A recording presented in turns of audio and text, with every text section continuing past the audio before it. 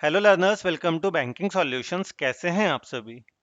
आशा करता हूं आप सभी बहुत ही अच्छे होंगे। आपकी तैयारी बहुत अच्छे से चल रही होगी। अभी तक तो आप सभी को पता चल ही गया होगा कि एसबीआई जूनियर सर्किट का नोटिफिकेशन आउट हो गया है चंडीगढ़ सर्कल के लिए। ठीक है, बट इससे हमें क्या फायदा? हम इससे क्या चीजें ले सकते हैं, क्या चीजें सीख सकते हैं? तो देखिए, हमें इससे फायदा यह है कि आपका जो भी डाउट था एज कट ऑफ डेट को लेकर और एजुकेशन क्वालिफिकेशन को लेकर, ये सभी चीजें इसमें क्लियर कर दी गई है। ठीक है, तो इससे आपका जो नोटिफिकेशन आने वाला जेए का, एसबीआई जेए का, वो क्लियर हो जाएगा। दूसरी बात कि जो डेट है आपका एसबीआई जूनियर स्टेट का, बाकी रीजंस के लिए जो नोटिफिकेशन है वो कब आएगा, तो ये तो फिक्स हो गया कि अभी हाल फिलहाल में इस मंथ या नेक्स्ट मंथ में नहीं आने वाला है। ठीक है, क्योंकि अगर इस मंथ आना होता ना, तो आपका जूनियर स्टेट का सारा कंबाइंड नोटिफिकेशन एक साथ निकलता, सिर्फ और चंडीगढ़ सर्कल का नहीं निकलता। सारा कंबाइंड निकाला जाता है आपका नोटिफिकेशन। बट चंडीगढ़ सर्कल का सिर्फ और सिर्फ निकाल के ये कंफर्म कर दिया गया कि इस महीने तो आपका नहीं आ रहा है। ठीक है, अब अगला जो फिक्स है ये चीज, जो मैंने आपको कहा है कि एसबीआई पीओ का नोटिफिकेशन अगला आने वाला वही आएगा। ठीक है, और हो सकता है दिसंबर एंड या जनवरी फर्स्ट वीक में आपको आपका नोटिफिकेशन देखने को मिल जाए। ठीक है, तो ये चीजें थी एसबीआई जे के नोटिफिकेशन को लेकर कि बाकी सर्कल्स का अभी तो नहीं आ रहा है, इससे ये क्लियर हो गया। अब चलिए बढ़ते हैं हमारे कट ऑफ डेट को और एजुकेशन क्वालिफिकेशन को की ओर। ठीक है, तो सबसे पहले देखिए, जो आपका एप्लीकेशन फॉर्म है वो 7 दिसंबर 2024 से लेकर 27 दिसंबर 2024 के बीच में है। ठीक है, मतलब अगर दिसंबर में एप्लीकेशन फॉर्म फिलअप हो रहा है, तो जो इसके लिए डेट होगी एज की, वही same age SBI junior state बाकी रीजंस के लिए भी होगी। ठीक है, तो जो मैंने आपको कट ऑफ डेट कहा था वही सेम कट ऑफ डेट है। 1/4/24 को आपका डेट लिया जा रहा है। ठीक है, 1/4/24 की को ही माना जाएगा आपका एज लिमिट। अब क्या है, तो आपको इस डेट पे 20 साल से नीचे नहीं होना चाहिए और 28 साल के ऊपर नहीं होना चाहिए। ठीक है, तो या तो आप 20 साल या उसके ऊपर होने चाहिए और 28 साल या उसके नीचे होने चाहिए, तभी आप एलिजिबल होंगे।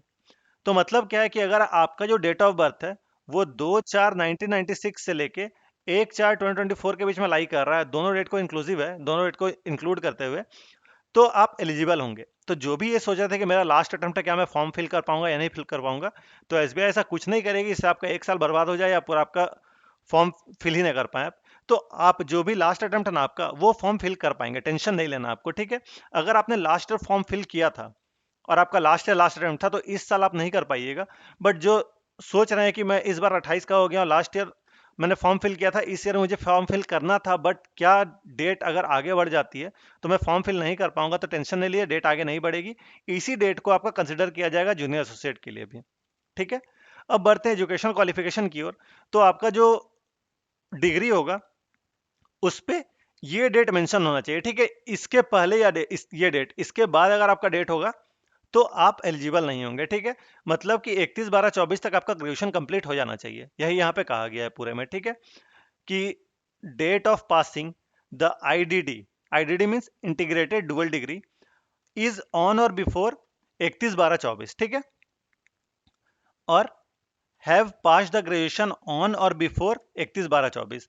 तो 31/12/24 अगर आपका डेट लिखा हुआ है उसमें आपके डिग्री में, तो आप एलिजिबल होंगे। ठीक है, तो आशा करता हूँ इन्फॉर्मेशन आपको इंफॉर्मेटिव लगी होगी।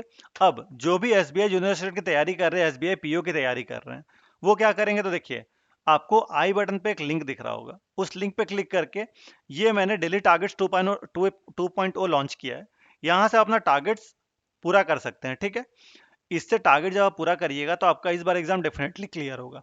इस बार मैंने बहुत सारी चीज़ें चेंजेस किए, बहुत सारी चीज़ चेंज किया है। क्या क्या चेंज किया है, तो आपको मैं डेली टारगेट रीजनिंग का पीडीएफ फॉर्म में दे रहा हूँ। आपके लिए मैंने इंग्लिश का अलग से चैप्टर वाइज एरर का क्लासेस शुरू कर दिया है। आपके लिए मैंने करंट अफेयर्स का क्लासेस शुरू कर दिया है। तो इस अगर आप इस वाले टारगेट को फॉलो कर रहे हैं ना, तो आपका एग्जाम डेफिनेटली निकलेगा। आपके प्री से मेंस तक अगर आप पीओ दे तो आपके इंटरव्यू तक मैं आपके साथ रहूंगा। तो आपको चिंता करने की जरूरत नहीं है, आप इस टारगेट को फॉलो करिए, टारगेट सीरीज को, आपका एग्जाम डेफिनेटली क्लियर होगा। आशा करता हूँ आपको मेरे एफर्ट्स अच्छे लग रहे होंगे। अगर आपको मेरे एफर्ट्स अच्छे लग रहे हैं तो वीडियो को लाइक करें, अपने दोस्तों के साथ भी शेयर करें ताकि उन्हें थोड़ा फायदा हो सके। आपको किसी प्रकार का डाउट है, कोई भी क्वेरी है, तो आप कमेंट सेक्शन में पूछें, मैं आपका हर एक डाउट का आंसर करूंगा। ठीक है, हर एक पर्सन के डाउट का आंसर मैं करूंगा। आप मेरे चैनल को सब्सक्राइब कर दें कि आने वाले वीडियोस नोटिफिकेशन आपको मिलती रहे। कुछ नहीं करना, जस्ट आपको यहाँ क्लिक करना है, आप यहाँ क्लिक करके सब्सक्राइब करें ताकि आने वाले वीडियोस नोटिफिकेशन आपको मिलती रहे। और आपके सब्सक्राइब करने से मुझे मोटिवेशन मिलती है, तो प्लीज़ सब्सक्राइब करके मुझे सपोर्ट करें। आपको आपके एग्जाम के लिए all the best. Thank you.